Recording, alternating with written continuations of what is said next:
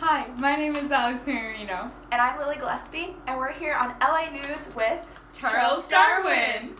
So it's really nice to have you here today, Charles. Thank you for coming in. You're welcome. So we're just going to get a bit of background information from you. So where were you born and when?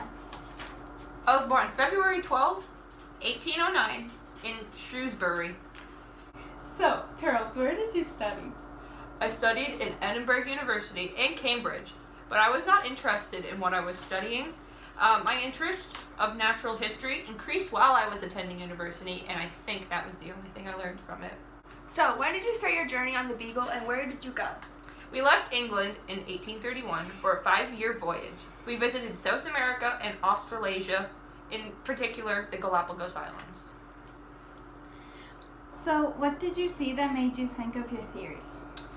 I saw different types of tortoises and finches that really struck me because they were similar but also different, like their diet. So how did you keep track of all of your findings? I kept track of all of my findings by writing them down as I discovered them. Good. When you published on the origin of species, what were the ideas you put in it, and were you proud of this book? I claimed that the living things were not fixed, but were the product of a gradual process of change driven by natural selection, the survival and reproduction of organisms that were most adapted to their environment over those who were less successful. Did you have problems with other people at this time? And if you did you fight for your ideas? Yes, I had problems with other people because they hated and mocked my theories. They believed in the literal interpretation of the Bible. I didn't fight for my ideas. I preferred to continue studying, but my friend T.H. Huxley did. At the time of your findings, what did you regret? I regretted not having many fossils to prove my idea of common ancestry. I also regretted that I didn't know how traits were passed down from generation to generation. I had no clue that there was DNA. Ever since you passed away, how do you feel about people adding on to your findings, and how do you think they are accurate? I feel like since science has developed so much over the years that I have been gone, that it's just probably made my theory more and more believable and more widely accepted in society. That's great. So, what is natural selection according to you? To me, all creatures produce more offspring than were capable of being supported by their environment. So I thought that ones that did not survive must have some characteristic that gave them a competitive advantage to their environment. So, what significance did the Galapagos Islands have in the development of your theory of evolution? In the Galapagos Islands, I made observations that eventually led me to realize how plants and animals evolve. So, who were the people who inspired you in your findings? The captain of the ship, Robert Fitzroy, we met in Edinburgh University, Charles Lyell's book, Principles of Geology, John Henslow, he helped me get on the boat, Adam Sledgewick. So, how was natural selection discovered? It was discovered in a species of peppered moths that were living in near English industrial cities. They would land on soot-covered trees, and the light moths were eaten, and the dark ones survived until the dark ones were the only ones left. How do you feel about your theory of the survival of the fittest being misunderstood?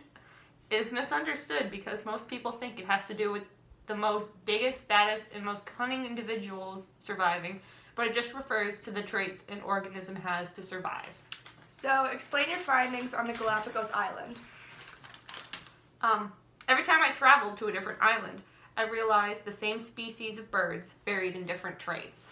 So, how long did it take you to publish your findings after you came home from your voyage? It took me 10 years of analyzing fossils I brought back from my voyage before I finally published my findings. Thanks everyone for viewing. Click tuning like, comment, and subscribe. And subscribe to Charles Darwin over here, who came back from the dead just for this interview. Thanks, Charles. Okay. We're 3 questions away from being done. 4. Okay. Put it after yawn again. Oh Alright, my word. put my Charles Darwin face on. Wait. Down now? Yeah. It was hot in there. Going back. I'm back, guys. Back at gradual? Okay. I claim that living things were not fixed. I have problems with other people. Crap, I yawn. That's for ladies.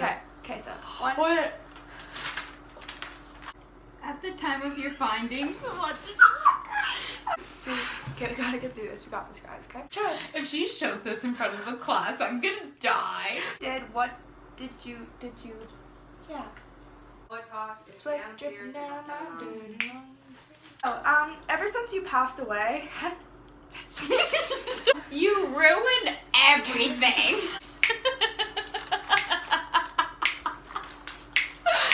Should be like, frig, wait, no, stop this. Wait, it's me. Take 25. A poop poop. Yeah. A poop poop.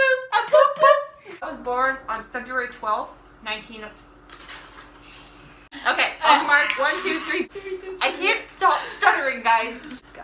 Hi, my name is Alexia Marion. Stop with the questions. I was all... Where'd 9 go? Did you even write down? So what significance? Significance. So what significance? Hi, Miss Jem, we're just dying over here. No, we should say Charles Darwin, the evolution guy. You should look up and see if there's a Charles Darwin, the evolution guy. Alright. We should just do it a cappella. Okay, let's do it. Go.